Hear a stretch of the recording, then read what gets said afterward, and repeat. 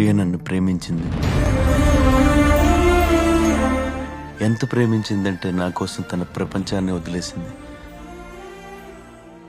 నన్ను గెలిపించడం కోసం తన లైఫ్ అంతా ఓడిపోయింది.